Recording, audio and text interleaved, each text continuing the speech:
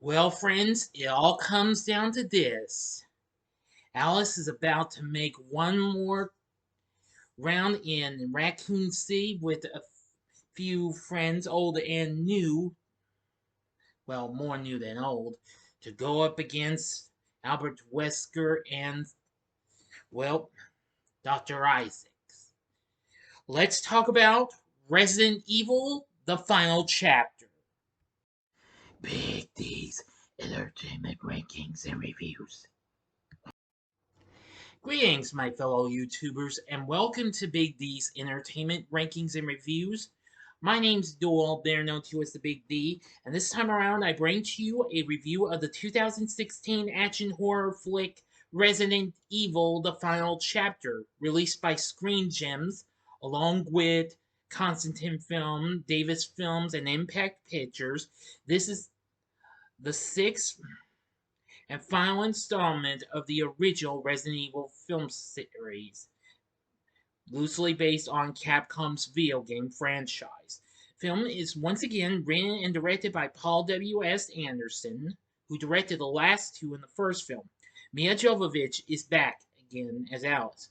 Plus, Ollie Larter and Iain Glen have returned after being absent from last movie or two, and Shawn Roberts is back as well. Plus, Ian Mackin, Fraser James, Ruby Rose, Rolla, and William Levy. In this film, Alice and her friends are betrayed by a clone of Albert Wesker, who gathers the entire forces of Umbrella to one final strike against the apocalypse survivors.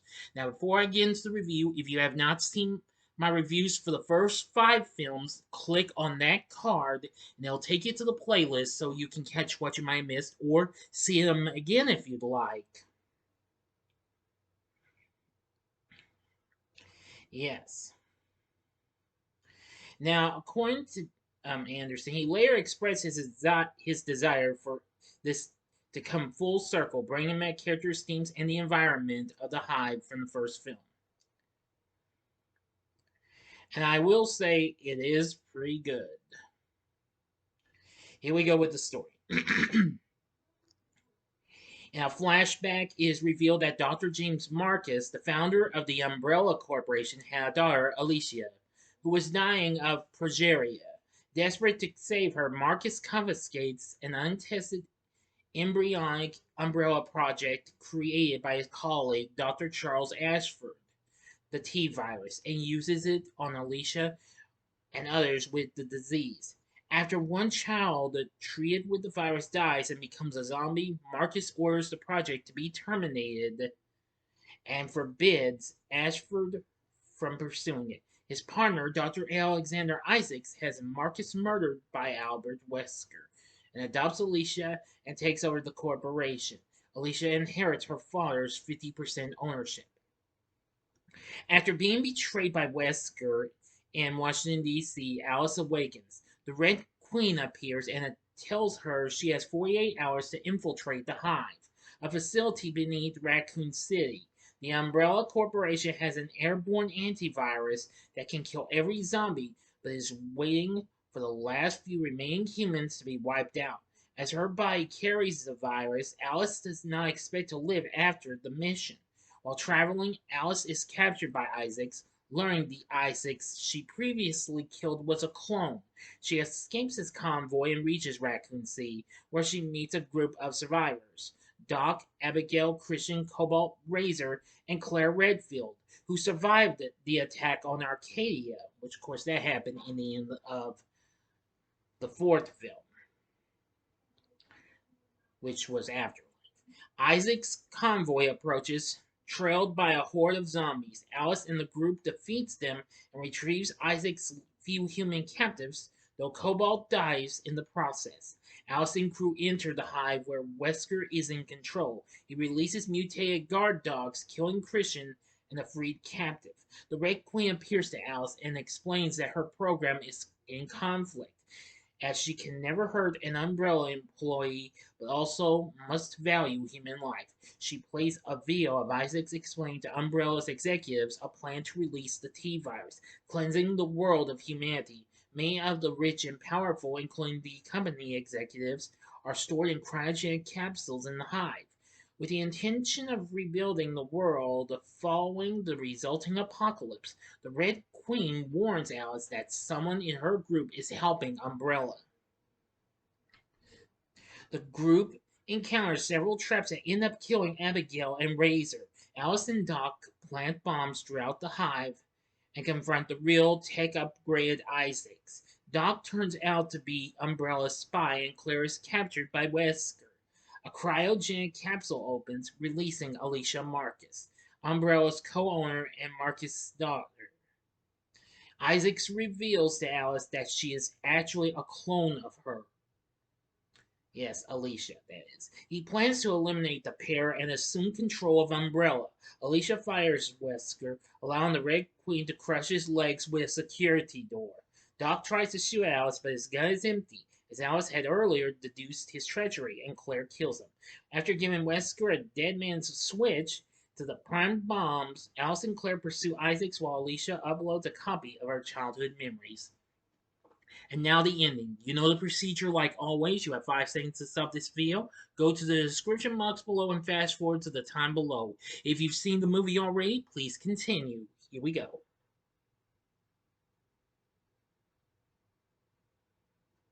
Okay, you've been warned. Isaacs, Alice, and Claire fight. Isaacs overpowers him at first, but Alice manages to activate a grenade in his pocket and kill him. She escapes to the surface with the antivirus, but Isaacs reboots and catches her before she can release it. Before he can kill her, the Isaacs clone from the convoy arrives and kills him, believing himself to be the original Isaacs. The clone is then devoured by the undead. Alice releases the antivirus, killing all of the zombies around her before she passes out. Wesker simultaneously drops the dead man's switch, destroying himself, Alicia, the Hive, and the hibernating Umbrella Elite. Claire wakes Alice, who survived because the antivirus killed the T virus within her body, not the healthy cells.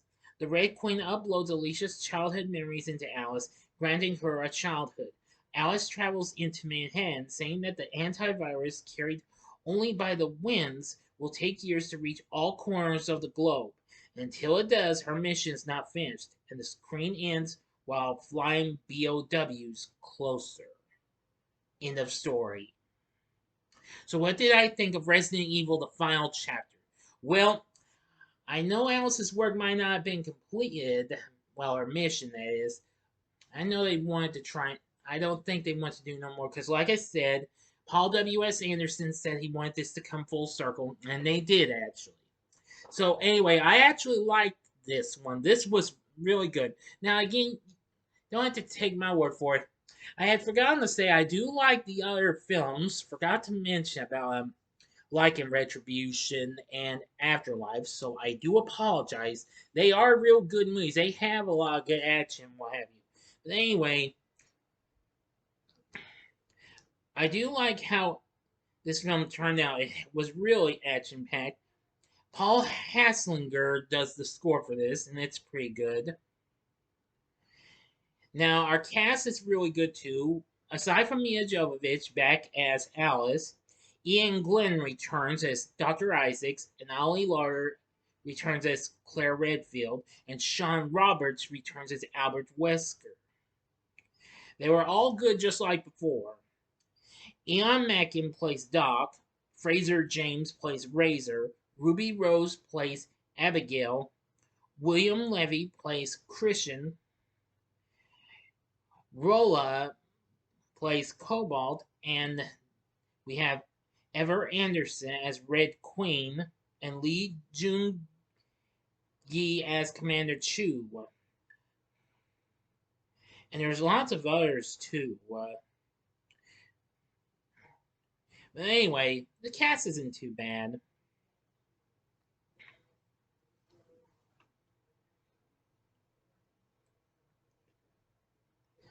The film did get a little bit better response than the previous films, getting mixed reviews. It's the highest rated on Rotten Tomatoes with 37% still run, but at least more higher than the rest of the films.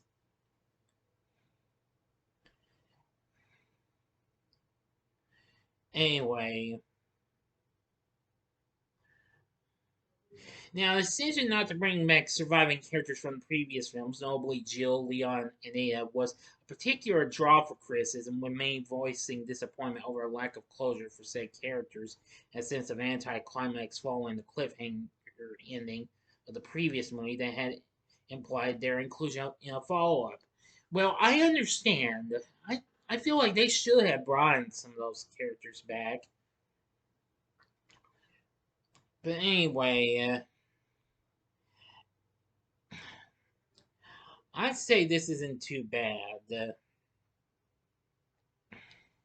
I thought it was a real blast and what have you. The film came out here in the US in January of 2017 on the 27th, which happened to be 3 days after my birthday. So I apparently did make a slight error. This originally was produced in 2016, but it didn't come to us until the following year. While the film didn't debut at number one like the last film, like the previous four films did,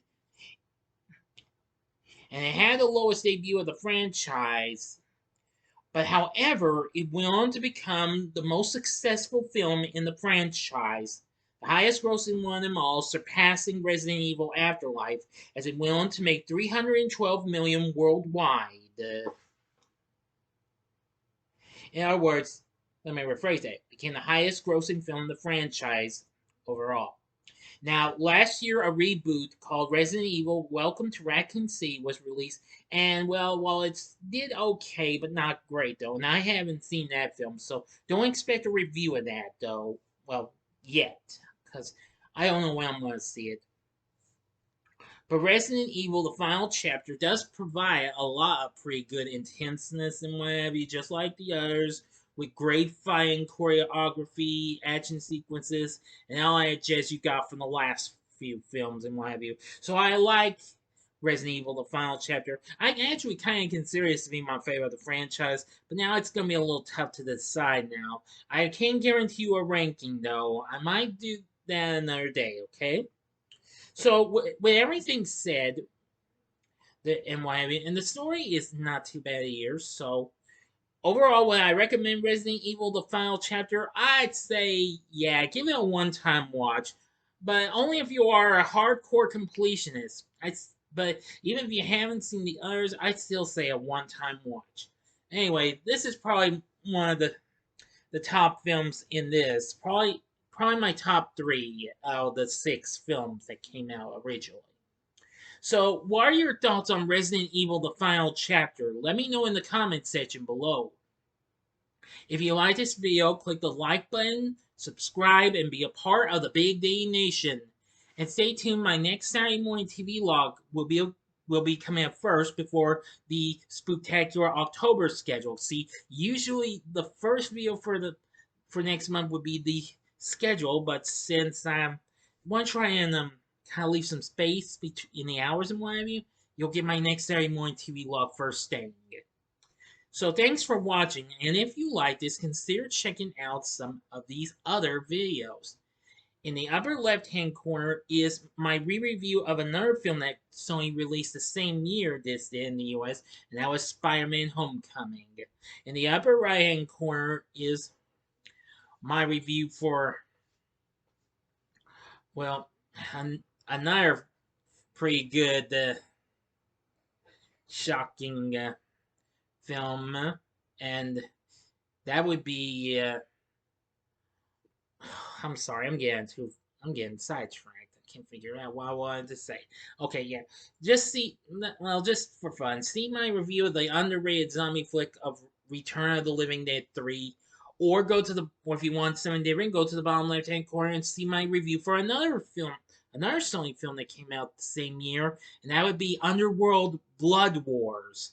And the bottom right-hand corner is the button you can click to subscribe. If you like rankings and reviews on movies, TV, music, video games, etc., then I'm your guy.